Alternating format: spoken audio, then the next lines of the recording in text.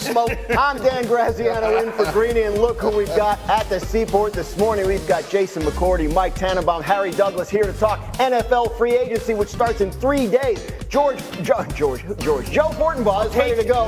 I call him George, but it's Joe Fortenbaugh. He's ready to go with all your best bets for the weekend. And Monica McNutt and Bobby Marks are ready to talk some hoops. That is where we start with the game of the night.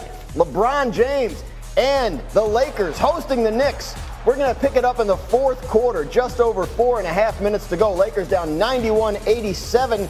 Luka throws a dime to LeBron, and he knocks down the three. Lakers cut the lead to 1. Fourth quarter, under 2 minutes to play. Lakers now down by 3.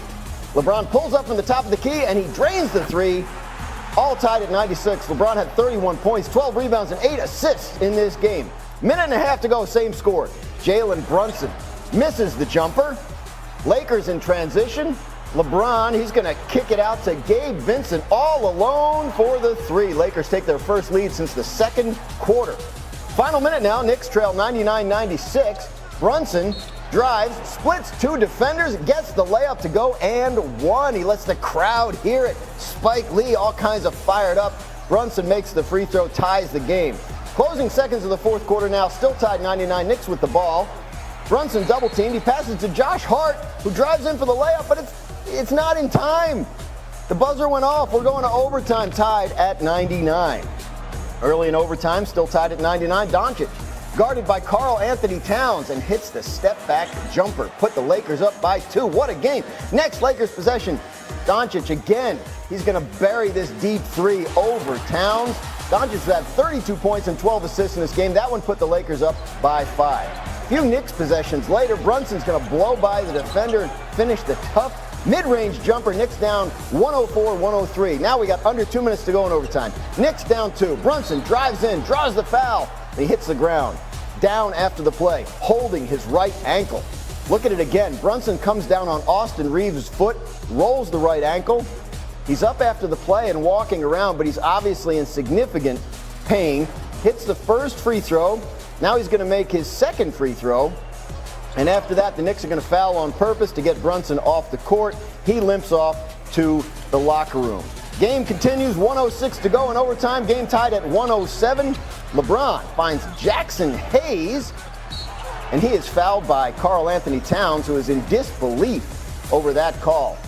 Hayes would make both free throws, and the Lakers take a 2-point lead. Lakers up by 2. Miles McBride, who replaced Brunson, misses the jumper. Towns is called for a foul, going for the rebound. Lakers hang on to win a crazy game, 113-109. And now the Lakers have won 8 straight games. It's their longest win streak since the 2019-20 season. They won the NBA title that year.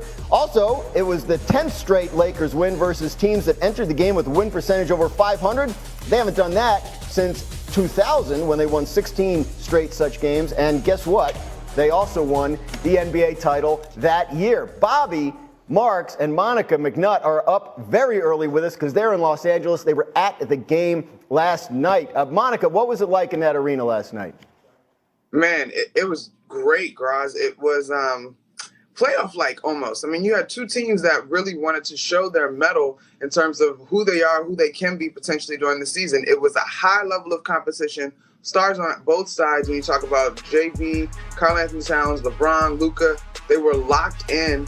To me, for the Knicks, this was one of their best defensive performances of the year. And obviously the injury to Jalen Brunson sort of overshadows the whole thing. But this was an incredible basketball game worthy of an overtime period.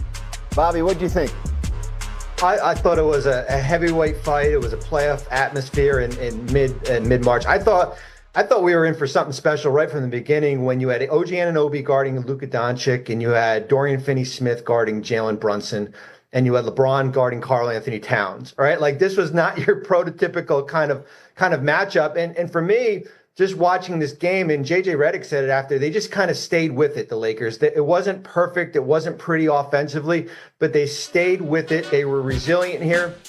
And eventually that third guy came, which was certainly Gabe Vincent, as far as making 3 big threes in the fourth quarter. And they defended like they have been in that second half, like they've been doing the last, since the end of January. Yeah, I want to ask you, I mean, We go back to the trade, the day that Luka was traded to the Lakers, and everybody's in shock, and there are a lot of questions about how can this all work. It feels, Bobby, like they've been answering a lot of questions. What are you seeing when you watch Luka and LeBron, this duo together? Well, I said it earlier in the week when I watched Luka play against the Pelicans, and I can say it again last night. Listen, if I close my eyes, I can see him a combination of Jason Kidd and Magic Johnson, right? And what we've seen is since the trade, and there was that hesitancy with Luka here, Austin Reeves, basically had the ball in his hands a lot. Luka's running the show right now, right? The ball is in his hands. LeBron has deferred. These two have shown that they can work together. What do you think, Harry? I mean, again, it was supposed to take time for this to come together, but they're winning pretty much every game at this point. Is this a real title contender, the Lakers? Yeah, I believe so, and it's because, number one, the energy that everyone is exerting on the defensive end of the basketball. You don't have to make shots.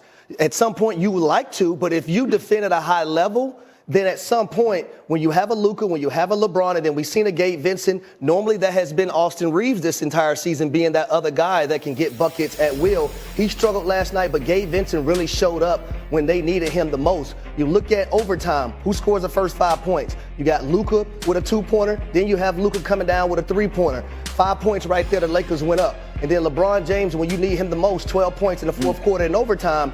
I really like this basketball team right now. Now, I think the biggest question is when you get in a 7-game series versus one opponent, can you still exert that same energy on a consistent basis and also get those stops? And also when it comes to certain matchups, like they're going to have one this weekend versus the Boston Celtics, it's going to be kind of weird if you just allow that basketball team to shoot threes on a consistent basis. No doubt. And I want to get to that in a second, but I want to ask Monica, Harry talks about a 7-game series against the same team. Oklahoma City's been the best team out there in the West all year. Do you think this Lakers team can beat the Thunder in a 7-game playoff series?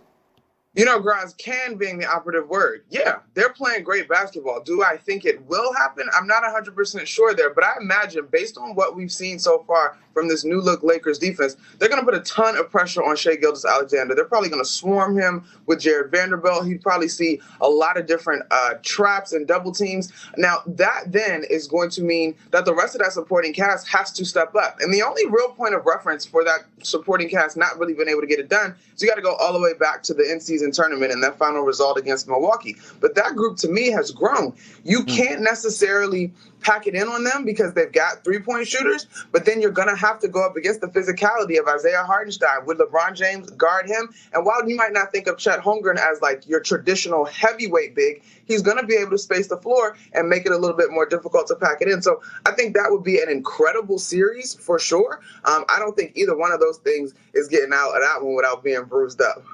Yeah, fun to think about, obviously, but the more immediate issue, as Harry referenced, Bobby, is that the Lakers are in Boston tomorrow night to play the defending champion Celtics. And I feel like every game the Lakers play right now is a measuring stick of some sort. What is at stake for them tomorrow night in Boston? Well, it certainly is a litmus test. And I think that the interesting thing is it's a contrast in styles. Certainly the Lakers, how they have defended since January 30th. They have given up a ton of threes, and that is on purpose. They're allowing defenders 31% to shoot from three. That's the best in the NBA. And now we're playing a Celtic team that shoots a ton of threes and makes a ton of threes. And if that's what the game plan is going to be on Saturday night, man, you could be in for a long night if you've got Derek White and certainly Jaylen Brown and Jason Tatum making threes. But I don't want to say it's an NBA Finals preview, but for an early March game, this is as good as we've gotten in a long time. And that game, of course, will be on ESPN tomorrow night. Monica, I want to hit last night's visiting team real quick because you're around the Knicks, obviously, an awful lot. How much trouble are they in if Jalen Brunson, if this injury is serious and he has to miss some time? Guys, I don't want to disrespect the rest of that roster, but I think it's safe to say that I really don't want to do the show anymore if we got to imagine what that looks like because it's not good. Listen, Jalen Brunson is the centerpiece. I mean, Karl-Anthony Towns joined this team this offseason, and the first thing he said when he got there, this is JB's team. Not only is he leading this team in terms of assists, but he's the floor general. He's the guy that's scoring the most out of isolation. He sets the whole thing up. You talk about his clutch performances. He arguably should be, it's a really strong case, he should be clutch player of the year. Now, what I will say is they're not going to make any excuses. And this trip last year, the Knicks are on their West Coast trip. They're going to be out here till next Friday next Saturday, rather, when they play Golden State. This trip last year, there were some injuries. Deuce McBride had a terrific West Coast run as this team navigated injuries. So there are guys capable of stepping up, but those are big